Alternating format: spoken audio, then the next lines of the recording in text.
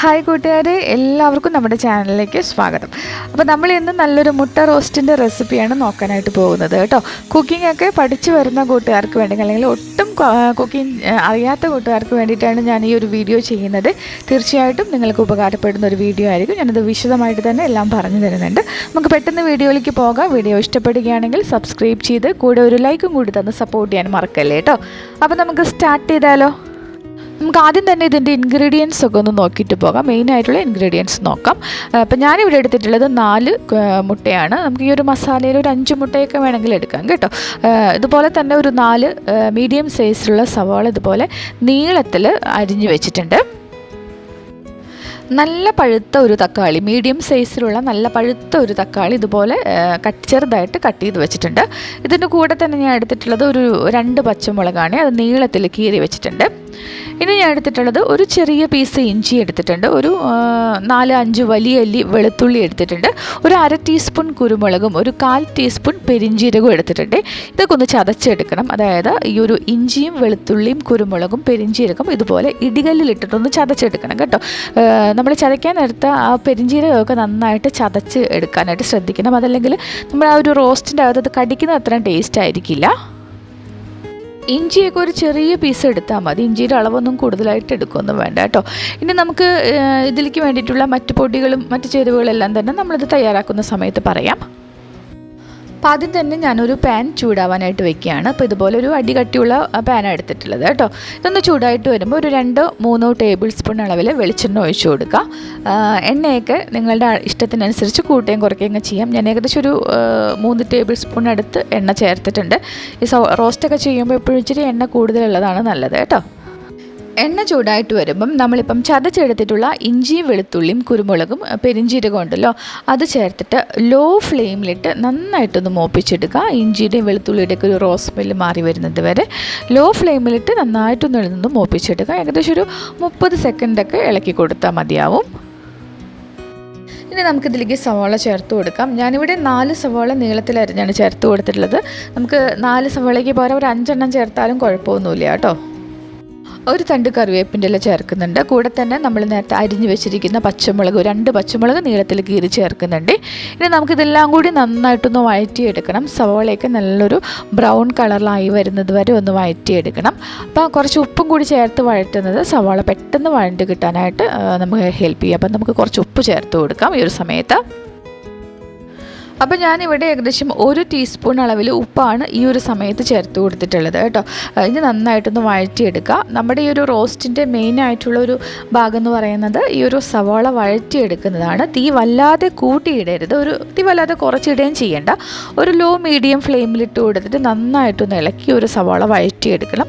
നല്ലൊരു ബ്രൗൺ നിറത്തിൽ, golden brown നിറത്തിലായി വരുന്നത് വരെ ഒന്ന് വഴറ്റിയെടുക്കാം. എത്രത്തോളം സവാള വഴണ്ട് കിട്ടുന്നു അത്രത്തോളം നമ്മുടെ ഈ ഒരു റോസ്റ്റിന് ടേസ്റ്റ് കൂടും കേട്ടോ. മുട്ട റോസ്റ്റ് നമുക്ക് കുക്കറിലും ഉണ്ടാക്കാം കേട്ടോ. ഒരൊറ്റ വിസിൽ എല്ലാം കൂടി വെറുതെ അങ്ങ് ഇട്ട് കൊടുത്ത് വഴറ്റൊന്നും വേണ്ട. ഒറ്റ വിസിൽ കൊണ്ട് നമുക്ക് മുട്ട റോസ്റ്റ് ഉണ്ടാക്കാവുന്ന ഒരു രീതിയും ഉണ്ട്.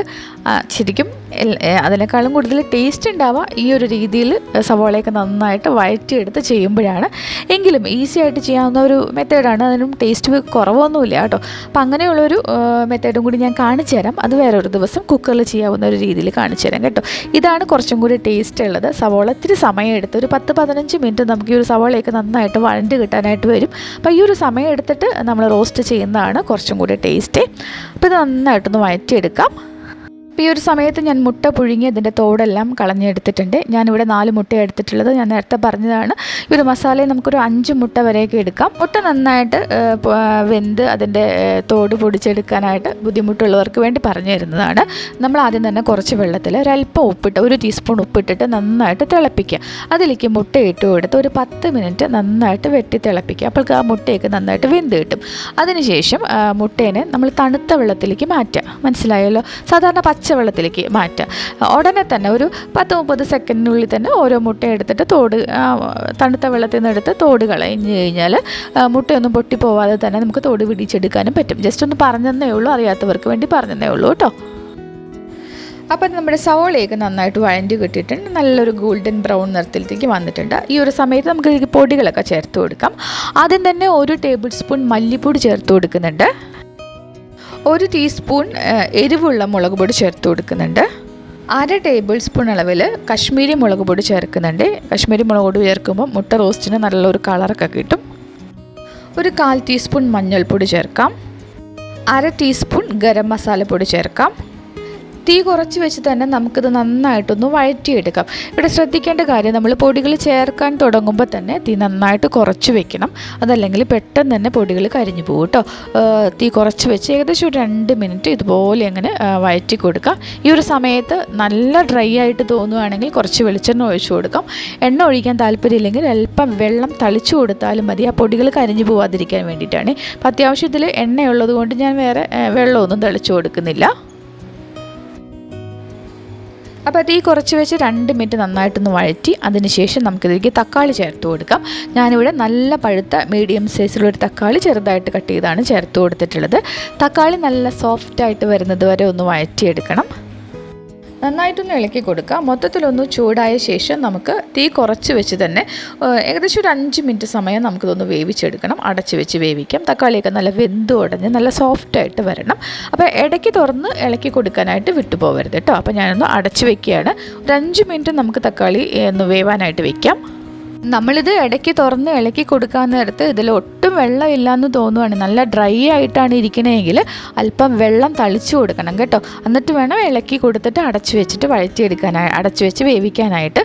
അതല്ലെങ്കിൽ പെട്ടെന്ന് അടി പിടിക്കാനായിട്ട് സാധ്യതയുണ്ട്. സാധാരണ തക്കാളിയിൽ നിന്ന് വെള്ളം ഇറങ്ങും. വെള്ളം ഇറങ്ങിയില്ലെങ്കിൽ ഒരല്പം വെള്ളം തളിച്ചു കൊടുത്തിട്ട് അടച്ചു വെച്ച് വേവിക്കണേ. അപ്പോൾ ഒരു 5 മിനിറ്റ് ആയിട്ടുണ്ട്. ഞാനിത് ഇടയ്ക്കിടയ്ക്ക് തുറന്ന് 2-3 പ്രാവശ്യം ഇടയ്ക്കിടയ്ക്ക് തുറന്ന് ഇളക്കി കൊടുക്കുന്നുണ്ടായിരുന്നു കേട്ടോ. അതല്ലെങ്കിൽ പെട്ടെന്ന് കരിഞ്ഞു പോകാനായിട്ട് സാധ്യതയുണ്ട്. അപ്പോൾ തക്കാളിയൊക്കെ നല്ല വെന്ത് ഉടഞ്ഞ് സോഫ്റ്റായിട്ട് വന്നിട്ടുണ്ട്. ആ ഒരു തവി വെച്ചിട്ട് നന്നായിട്ടൊന്ന് ആ തക്കാളിയൊക്കെ ഉടച്ചു കൊടുക്കുക. നമ്മളിതിലേക്ക് അധികം വെള്ളമൊന്നും ചേർത്ത് കൊടുക്കുന്നില്ല. നമ്മളിത് റോസ്റ്റ് പോലെയല്ലേ ചെയ്യുന്നത്. ഒരല്പം വെള്ളം ആദ്യം ഒഴിച്ചു കൊടുക്കുക. ഒരു 1/2 കപ്പ് വെള്ളമൊക്കെ ഒഴിച്ചാൽ മതി. വെള്ളം ഒഴിക്കുമ്പോൾ എപ്പോഴും നല്ല ചൂട് വെള്ളം തന്നെ ഒഴിച്ചു കൊടുക്കുക. ഇനി വെള്ളം ഒഴിച്ച് കഴിഞ്ഞിട്ട് നന്നായിട്ടൊന്ന് ഇളക്കി ഇതൊന്ന് വറ്റിച്ചെടുക്കണം.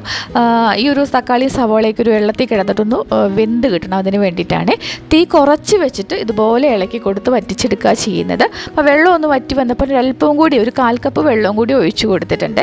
അപ്പം നല്ല എല്ലാ ഭാഗത്തേക്കും ഒരുപോലെ വെള്ളം എത്തുന്ന രീതിയിലാണ് വെള്ളം മൊത്തത്തിൽ ഒരു 1/4 കപ്പ് വെള്ളമാണ് ഞാൻ ഒഴിച്ചു കൊടുത്തിട്ടുള്ളത്. ഈ വെള്ളം ഒന്ന് നന്നായിട്ട് നല്ല ഡ്രൈ ആയിട്ട് വറ്റിച്ചെടുക്കുകയാണ് ചെയ്യുന്നത്. നിങ്ങൾക്ക് എത്രത്തോളം ഗ്രേവി വേണം ആ ഒരു രീതിയിൽ വറ്റിച്ചെടുത്താൽ മതി. ഇത് റോസ്റ്റ് ആയതുകൊണ്ട് ഇച്ചിരി നല്ല രീതിയിൽ തന്നെ ഞാൻ ഇതൊന്ന് വറ്റിച്ചെടുക്കുന്നുണ്ട്. അപ്പോൾ ഈ ഒരു സമയത്ത് നമ്മൾ ഉപ്പൊക്കെ നോക്കിയിട്ട് കുറവുണ്ടെങ്കിൽ ചേർത്ത് കൊടുക്കുക. അതുപോലെ തന്നെ ഞാൻ ഇതിലേക്ക് ഒരു 1/2 ടീസ്പൂൺ പഞ്ചസാര ചേർക്കുന്നുണ്ട്. നമ്മൾ മുട്ട റോസ്റ്റൊക്കെ ചെയ്യുമ്പോൾ എപ്പോഴും ഇച്ചിരി പഞ്ചസാര ചേർക്കുന്നത് അതിൻ്റെ ടേസ്റ്റ് കൂട്ടാൻ നല്ലതാണ്. ഒരു നുള്ളു ഉപ്പ് ചേർക്കുന്നുണ്ട്. ഉപ്പ് ഇച്ചിരി കുറവ് തോന്നിയത് കൊണ്ട് ഒരു നുള്ളു ചേർക്കുകയാണ്.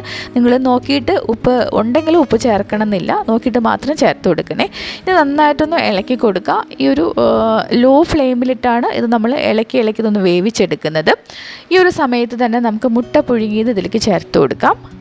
ഇത് നന്നായിട്ടൊന്ന് ഇളക്കി കൊടുത്ത് ഈ ഒരു ഇതിൽ വെള്ളമൊക്കെ ഉണ്ടല്ലോ അത് വറ്റി വരുന്നത് വരെ, എണ്ണയൊക്കെ നന്നായിട്ട് തെളിഞ്ഞു വരുന്നത് വരെ ഇതുപോലെ ഇളക്കി ഇതൊന്ന് വറ്റിച്ചെടുക്കാം. ആ തക്കാളിയും സവോളയൊക്കെ നന്നായിട്ട് വേവിച്ചെടുക്കാം. തീ കൂട്ടിയിടൊന്നും ചെയ്യരുത്. ലോ ഫ്ലെയിമിൽ ഇതുപോലെ ഇളക്കി കൊടുക്കുക. നിങ്ങൾക്ക് എത്രത്തോളം ഗ്രേവി വേണം ആ ഒരു രീതിയിൽ നമുക്ക് എടുക്കാം. നമ്മളിതിൽ ശ്രദ്ധിക്കേണ്ട ഒരു കാര്യം, മുട്ട റോസ്റ്റൊക്കെ ചെയ്യാൻ നേരത്ത് ഒട്ടും തന്നെ കരിഞ്ഞു പോകരുത്. തീരെ ഡ്രൈ ആണ്, നിങ്ങൾക്ക് പറ്റുന്നില്ല എന്ന് തോന്നുകയാണെങ്കിൽ അല്പം വെള്ളം തളിച്ചു കൊടുക്കുന്നതുകൊണ്ട് കുഴപ്പമൊന്നുമില്ല കേട്ടോ. ആ ഒരു ടേസ്റ്റ് കരിഞ്ഞു പോയാൽ ഒട്ടും ടേസ്റ്റ് ഉണ്ടാവില്ല. ഇനി ഞാനിതിൽ പ്രത്യേകിച്ചൊന്നും ചേർക്കാനൊന്നുമില്ല കേട്ടോ. നമുക്കിതുപോലെ ലോ ഫ്ലെയിമിലിട്ട് ഇളക്കി നല്ല എണ്ണയൊക്കെ തെളിഞ്ഞു വരുന്നത് വരെ വറ്റിച്ചെടുക്കാം. അപ്പോൾ ദാ ഈ ഒരു രീതിയിലാണ് ഞാൻ ഒന്ന് റോസ്റ്റ് ചെയ്തെടുത്തിട്ടുള്ളത്. കണ്ടല്ലോ, നല്ല ഡ്രൈ ആയിട്ട് കിട്ടിയിട്ടുണ്ട്. അപ്പം നിങ്ങൾക്ക് ഇച്ചിരി ഗ്രേവി വേണ്ട രീതിയിലാണ് വേണ്ടതെങ്കിൽ കുറച്ചും കൂടി മുന്നേ നമുക്ക് വറ്റിച്ചെടുക്കണം. കണ്ടല്ലോ, ഞാൻ ഈ ഒരു രീതിയിൽ നല്ല എണ്ണയൊക്കെ തെളിഞ്ഞ് വന്നപ്പോഴാണ് അതൊന്ന് തീ ഓഫാക്കിയിടുന്നത്. ഈ സമയത്ത് നമുക്ക് ഒരു 2 കറിവേപ്പില ചേർത്ത് കൊടുക്കണമെങ്കിൽ ചേർത്ത് കൊടുക്കാം.